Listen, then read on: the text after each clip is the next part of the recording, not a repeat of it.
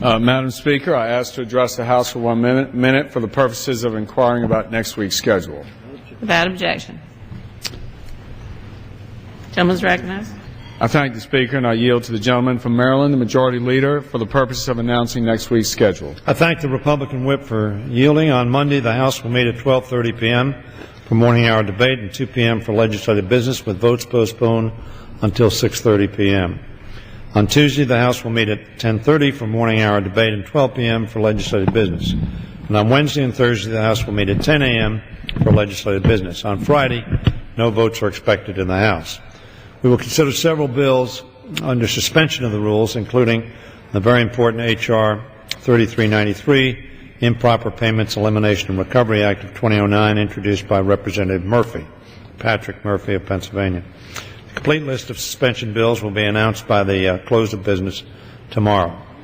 In addition, we will consider H.R. 5013, Implementing Management for Performance and Related Reforms to Obtain Value in Every Acquisition Act of 2010, and H.R. 2499, the Puerto Rico Democracy Act of 2009. Yield back. Thank the gentleman. Madam Speaker, the House will be in session for 5 more weeks prior to the Memorial Day district work period, and I'd like to inquire of the gentleman what legislation he expects the House to consider prior to that district work period, in addition to the items he just mentioned for next week, and I yield. I thank the gentleman for yielding. As the gentleman knows, our number one priority has been and continues to be the progress on creation of jobs.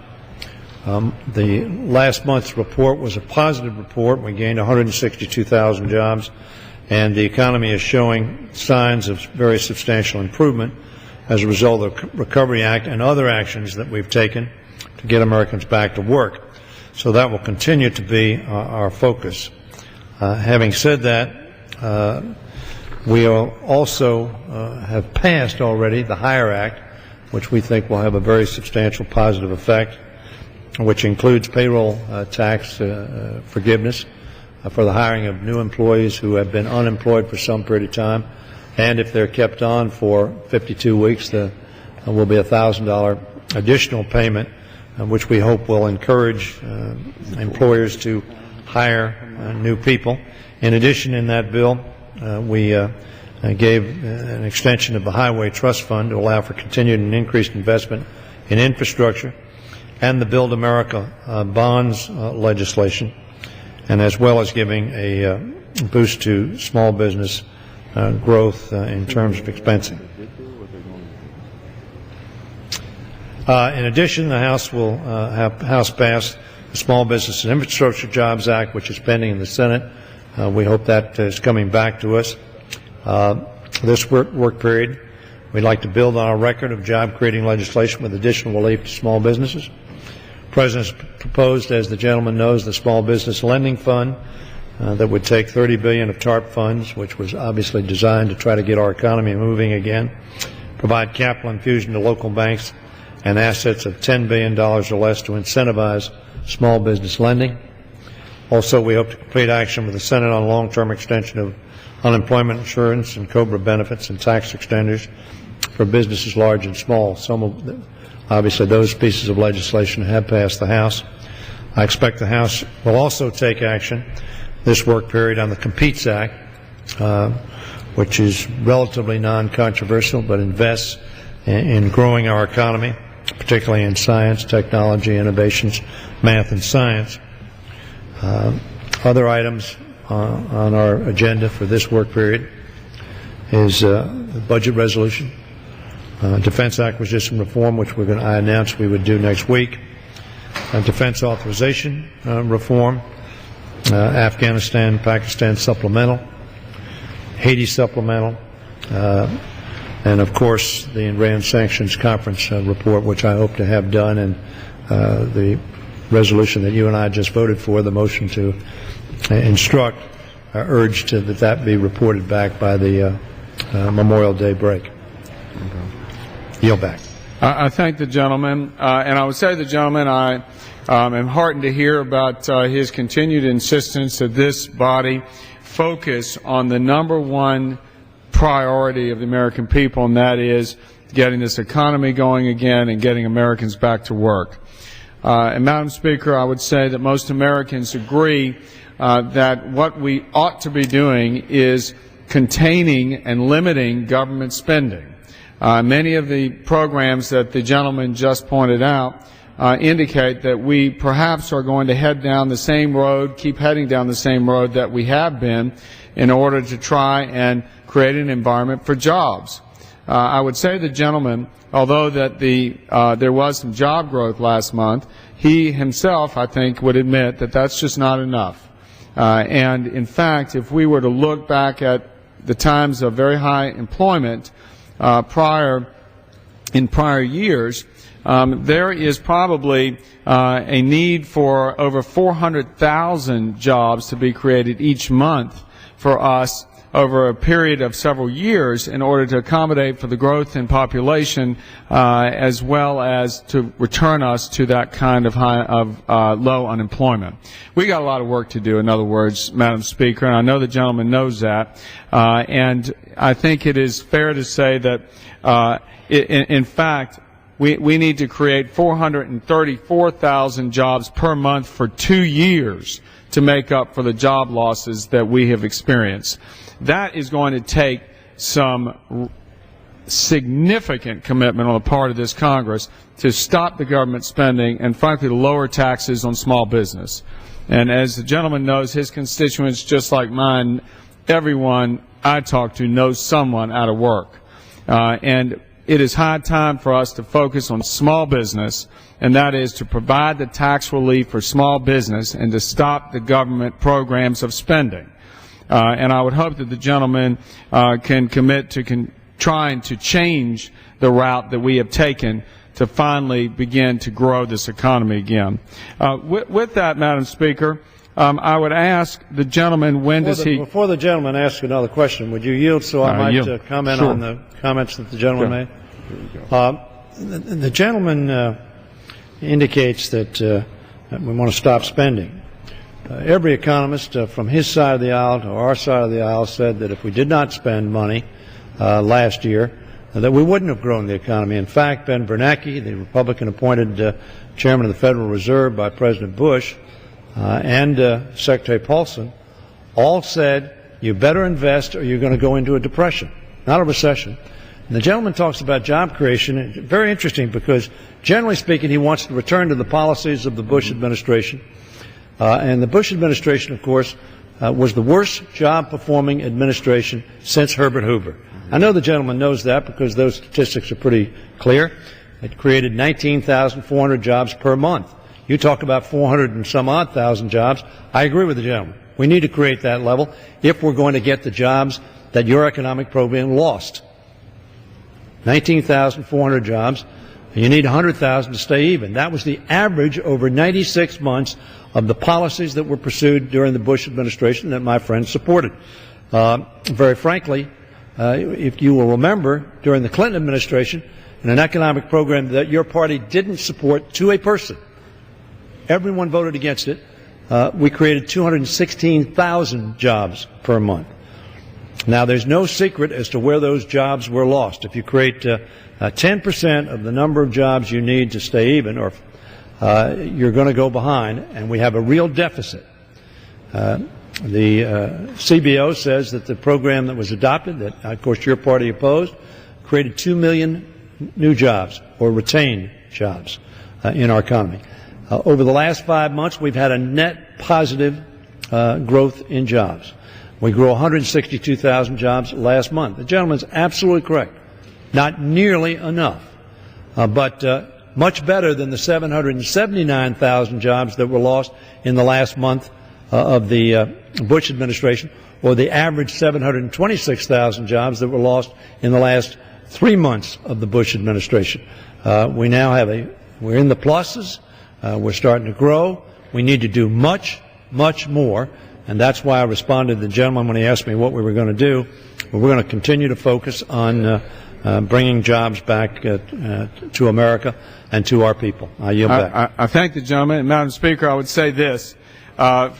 Always, the gentleman likes to talk about the prior administration, and I would just like to point out that during the prior administration, the last 2 years of that, his party was in control of Congress, and certainly, if we look at the numbers, did contribute to some of the problem that we've got today. Yield on that issue? No, I'm not ready to yield yet, Madam Speaker, and I would say there's plenty of blame to go around. But what we're trying to do is to learn from perhaps mistakes having taken place and go forward in a constructive manner. And it's my sense, Madam Speaker, that this nation is at a crossroads. We have serious challenges facing this country. And last Thursday was Congress's deadline for passing a budget. And it is my strong belief that we must act, and the gentleman indicates that we are going to act. But because of the critical nature of the challenges that we face, Madam Speaker, I believe that we've got 3 reasons to act swiftly and properly in passing a budget, because it is at the heart of the lack of confidence of what the American people feel towards this body. And if we can rebuild that confidence, somehow we can see a return to growth in this economy so people can get back to work. First, Madam Speaker, since 1974 Budget Act passed, the House has never failed to pass a budget resolution. American families and small businesses are not given the luxury of avoiding a budget somehow because maybe it's too difficult, and neither should we.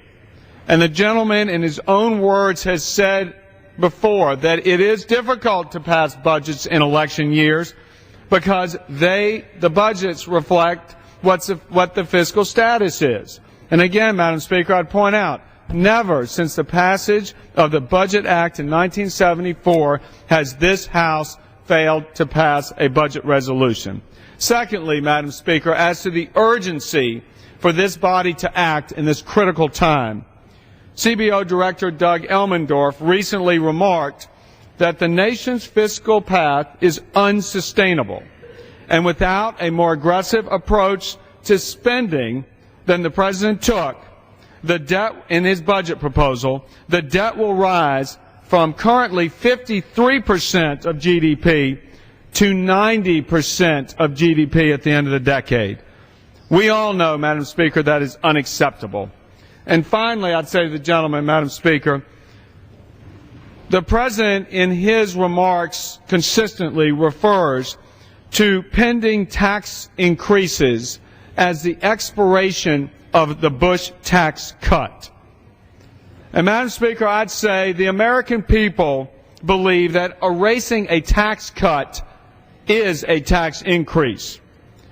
This Congress has a responsibility to the people that we represent to inform them, the families, the small businesses, of its intention on whether we're going to increase taxes on the small business people and working families of this country. So I'd ask the gentleman if he could give us some sense of when we could expect this body to act on a budget. And I yield. Well, I hope that we act on a budget certainly before the end of this work period. I think it's important to pass a budget. I've said that. I'm working towards that end.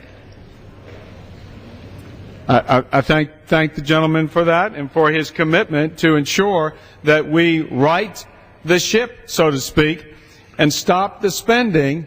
Will the gentleman yield on that? I yield. You know, the gentleman would like to pretend that the Bush administration didn't exist. He doesn't like to look back. He doesn't like history. He doesn't like to learn from our mistakes. I notice he doesn't outline the mistakes that the Bush administration made and that he made in supporting the Bush economic policies, but presumably he believes they existed, which led to such a disastrous performance of our economy. The turning of a $5.6 trillion surplus that the Bush administration inherited, which allowed it to do some of the things that it did without paying for them because they inherited surpluses. Unfortunately, they left a $5 trillion deficit to this administration. They left a deep, deep, deep hole that we've been trying to dig out without much help, frankly, from your side of the aisle, I will tell my friend. And we are getting out of that hole. Almost every indicator indicates that. including a growth in jobs, not nearly to where people are feeling it. So we need to make sure that we continue to create jobs and create an economy that is working much better than it worked during the Bush administration. The gentleman mentions that we were in charge of Congress in 07. Yes, in 06, the American public said, we don't like the policies that the Bush administration, the Republicans, Congress are pursuing. We want to change. We did change. But the gentleman well knows that no veto of President Bush was overwritten to change the economic policies you were pursuing, period. We couldn't do that. We couldn't do it until such time as January of 09 occurred.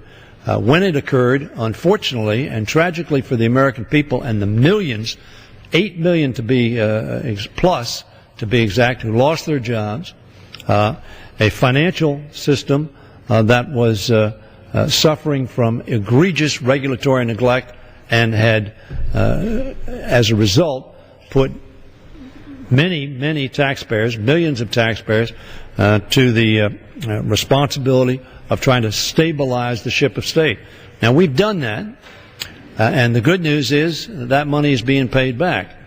The good news is that in terms of the bill that you and I both supported, but 2/3 of your party did not, we did stabilize, at the request of the Bush administration, the financial community. So when the gentleman says that we need to grow jobs, we do. But very frankly, if the gentleman is proposing the same policies that were pursued for 8 years under the Bush administration, then that won't get it and didn't get it, and that's why it's important to learn, not to place blame, but to learn, as I said the other day, from those failures and not repeat them, to invest in the growth of our economy. I would thank the gentleman, Madam Speaker, and I'd say back, if he is so intent on comparing the budgets and the outlook under the Bush administration to this one, I would say this: if we compare the 2011 budgets of President Bush and President Obama, President Bush's outlook and budget for this year was $2.9 trillion. The 2011 budget of this president is $3.6 trillion. We could simply cut the deficit by 50% if we just lived within President Bush's 2011 budget. And Madam Speaker, I would say to the gentleman, if you cut out all of the emergency spending caused by the recession, the gentleman yield on I'll yield in a minute.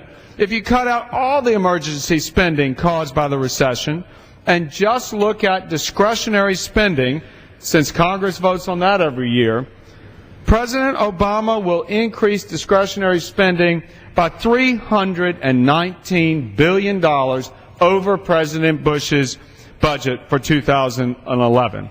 And so, Madam Speaker, I would say, again, we've got to do better. The American people are waiting for this body to step up in a responsible way to stop the spending, which brings on the need for yet even more debt, which ultimately will lead to higher taxes, despite what the gentleman says there's been enough tax relief, and get back to a fiscal path that makes sense so we can see small business grow again. And I yield. First of all, the gentleman does this often. I never said there'd been enough tax relief. What you just said, I said. I never said that. Nobody heard me say that.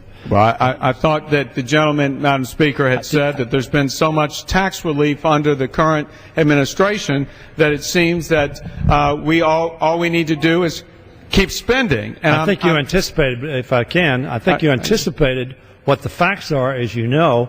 I didn't say that, but you anticipated, I might say, 95% of the American public, 95% of the American working people got a tax cut, as you recall, in the legislation that you voted against.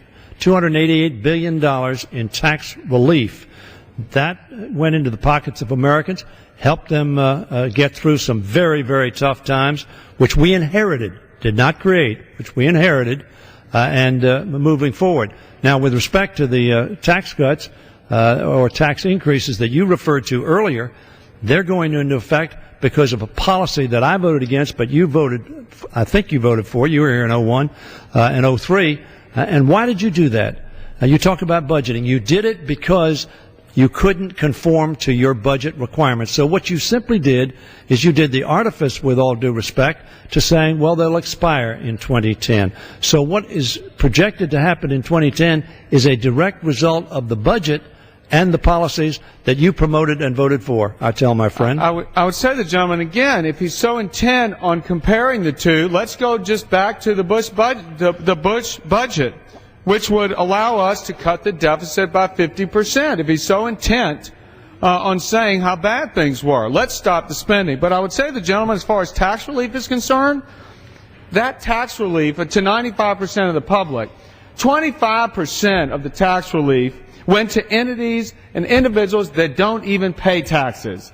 Now, in the minds of most Americans, that's not a tax cut, that's a handout. And that's why we've got to start getting back to basics, Madam Speaker, and insist that the kinds of things that we do here are actually constructive to job creation, because that's what we need to be about. Now, we can go through the litany of things in this President's budget and what the majority has done over its term in office this session to demonstrate taxes have gone up significantly over this period. It is time to stop taxing, stop spending, and stop borrowing. So, Madam Speaker, I thank the gentleman for... Will the gentleman yield on that? I yield. When you say taxes have gone up in this period, what period are you referring to? Well, I can say this year. This year, Madam Speaker, taxes have increased $670 billion, $316 billion of which comes at the expense of the middle class, breaking the President's promise. And what were those taxes? Madam Speaker, I would say if you look at the health care bill that was just passed... The health care bill has not gone into effect. You're saying this year taxes have been increased. The health care bill that has just passed, as long as this economy and the players in this economy understand that, actions are being taken now to facilitate adopting to a very high tax environment. Now, if the gentleman wants to join us, if he wants to join us in sending the signal to the public that we're not going to continue business as usual, then let's step up, send the signal. We're not going to allow taxes to increase any further, and that starts with differing from the President's budget, which calls for $2 trillion of tax hikes over the next 10 years. So I say to the gentleman, you can say all day long that you have sat here and provided enough middle-class tax relief. It's just not true. The public doesn't understand that.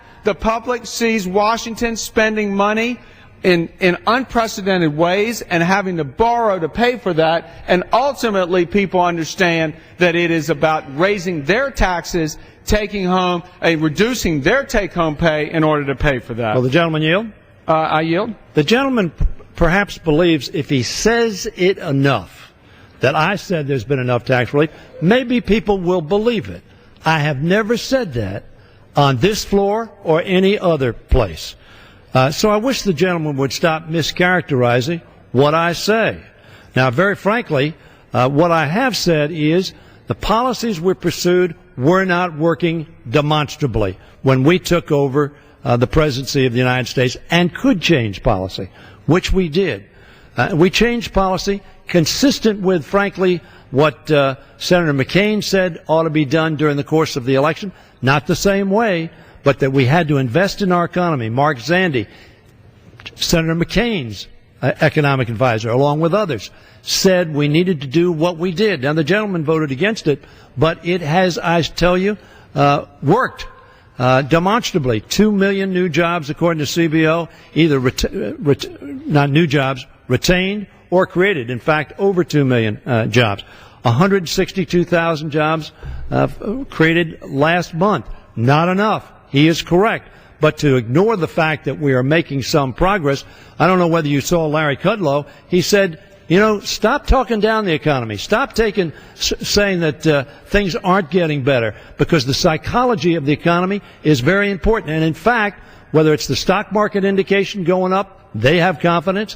Whether it's the growth in our economy from a 6.4% decline in the economy that we took over, from the Bush administration to now a 5.6% growth. That figure doesn't mean anything to anybody unless they get jobs. I understand that. We need to get jobs. What it does mean, however, with the economy growing, that jobs will follow, and that's important. So please don't put words in my mouth.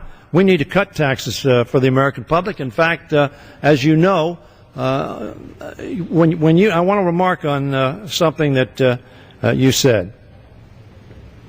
Ronald Reagan was a supporter of the Earned Income Tax Credit. Why was he a supporter of the Earned Income Tax Credit? Because he thought making sure people had enough money to get by on, buy some food for their family, buy some clothes for their kids to go to school, and pay their mortgage payment was an important thing to happen. That's the difference, frankly, between our two parties. We don't believe that was a handout. It was a hand up. In a very difficult economy, we said, and they don't pay taxes. Why don't they pay taxes? I asked my friend rhetorically. The reason they don't pay taxes is they're not making enough money to pay taxes. Under your tax program, I would suggest to you, you did that. We supported it. They didn't pay taxes, but what we said is they've got to live. Their kids have to eat. They have to get by. And to the extent that they have some assistance in doing so and spend that money, as every economist will tell you, and you know this to be the case, it will help the economy grow. Yes, we help those people as well. Maybe you think that was simply a handout and that we shouldn't have done it, but we did it, and it is the difference between our parties in many instances. Madam Speaker, I reclaim my time. Madam Speaker, now see, this is when the politics of attack kick in. For anyone to sit here and say that Republicans don't care about people, that's just not true, and he knows it. It's a definitional question. If the gentleman differs with my characterization, it's not a handout, it's a hand up, okay. But what we were talking about was tax relief. It was not a tax cut. If you don't pay taxes, you can't get a tax cut. But what I'd say to the gentleman